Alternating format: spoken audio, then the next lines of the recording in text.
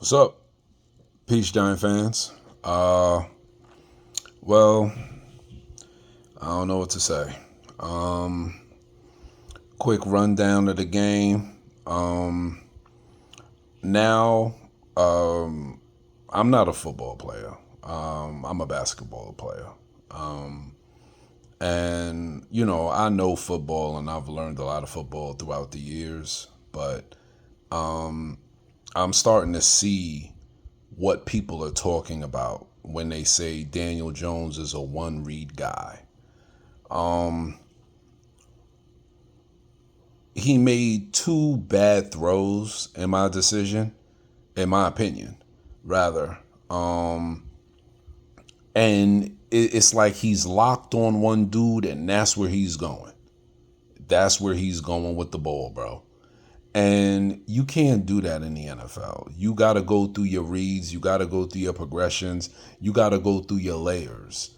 And he just doesn't do that consistently enough. When you look at Daniel Jones, I don't agree when people say he doesn't have the arm strength. He clearly has the arm strength. He has the size. He's 6'5". Now he's like 225, 230. You know what I mean? But he goes through these moments where it's just it what separates him from the top quarterbacks in the league is that he doesn't go through his progressions, bro. He doesn't go through the different layers. He was force feeding the ball to Darius Slayton. One of the fourth down plays, he force fed the ball to Slayton. Jalen Hyatt was running a drag route on fourth down. I mean, not Jalen Hyatt, Wandale Robinson. He had a step on the dude, but he force fed it to Darius Slayton. You know what I mean? He overthrew Jalen Hyatt, even though it was a lot of pushing and shoving, but he overthrew Hyatt. Andrew Thomas gave up 2 sacks, and he also had a penalty when we had a big run, a big pass reception where Jalen Hyatt was blocking for Darius Slayton down the sideline. I mean, the defense played well. You know what I'm saying? I mean, minus Kayvon Thibodeau, you see what the Giants are capable of when they have everybody healthy. You know what I mean? And I know they missed Kayvon Thibodeau, but Azeez Ojulari, who I was talking about before, had a big game. Should have had 3 sacks, but he had 2. You know what I mean? Micah McFadden had a forced fumble. Brian Burns had 2 sacks. You know what I mean? So, you know what I mean? They did what they were supposed to do. And then you talk about playing the Bengals offense. They held the Bengals in check. When you hold your opponent to 17 points, you're supposed to win that game, bro. But that just shows the anemic offense that the Giants have. Brian Daboll, relatively, he called a good game. When we were, it was, I believe, 4th and 5. And he didn't elect to go for it. I mean, bro, you went for it twice already. Keep going. Keep going. What do you got to lose? What do you have to lose? So he went for the field goal. The dude missed it. Then he went for a field goal at the end of the game. The dude missed it. Look, I've been saying this for a long time. I love Graham Gano. When he's healthy, he's a reliable kicker, but Graham Gano is getting old. And he's starting to have these little tissue injuries that's keeping him out of 5 and 6 games. It is time for the Giants to draft a kicker. I'm not saying you got to draft a kicker in the 2nd round or the 3rd round, but it's time for the Giants to draft a kicker, bro. It's time. It's time to get a young, accurate kicker with a big, strong leg. You know what I mean? Because these kickers are costing us games. These kickers are costing us games and opportunities. You know what I mean? We're taking dudes off the street, off the practice squad, off other people's practice squad, putting them in primetime games. I mean, as a whole, Brian Daboll called a good game. He was relatively aggressive. I think a couple of times he was passive, but overall, I think he called a good game. I think Brian Daboll has showed that he's the man for this Giant team.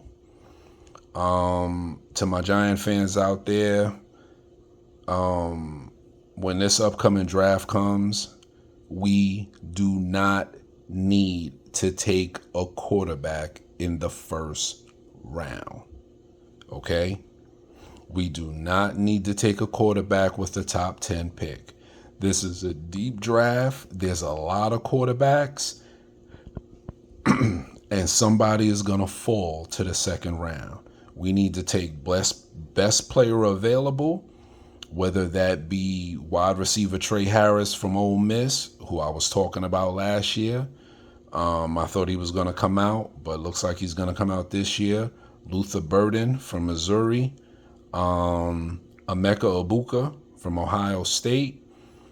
We need reliable speed. Because this force feed into Wandell, force feed into Malik when he's healthy, that's not going to win us games, bro. It's not going to win us games. It's not sustainable.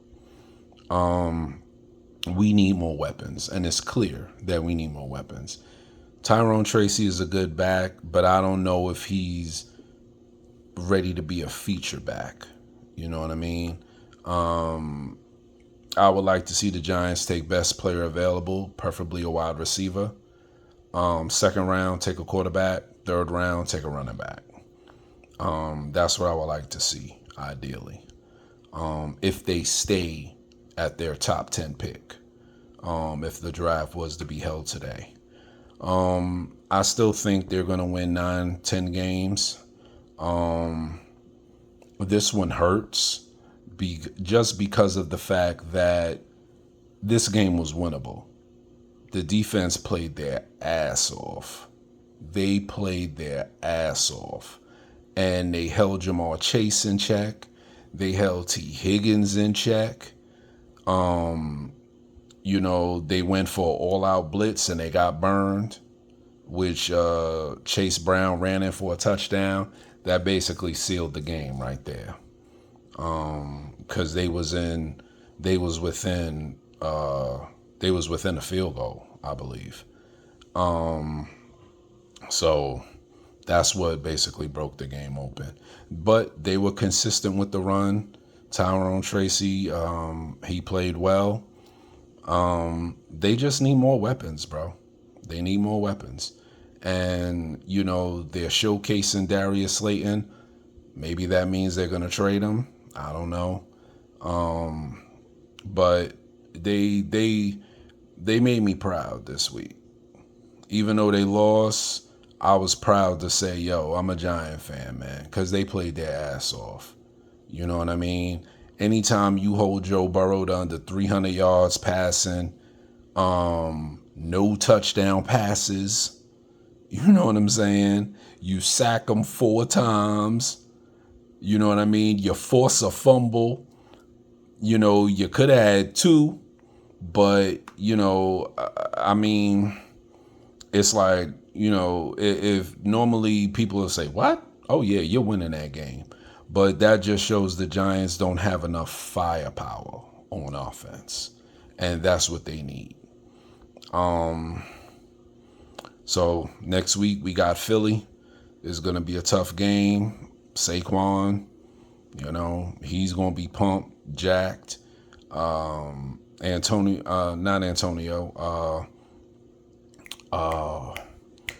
does that do? AJ Brown has already come out and said, yo, we going to do this for you, Saquon, in reference to when they play the Giants. They're going to win those games for him.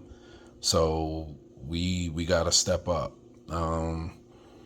Deontay Banks, he played a bigger physical dude than T. Higgins, and it showed. T. Higgins is bigger than him, stronger than him, and T. Higgins basically played bully ball. And Deonte Banks is gonna have to.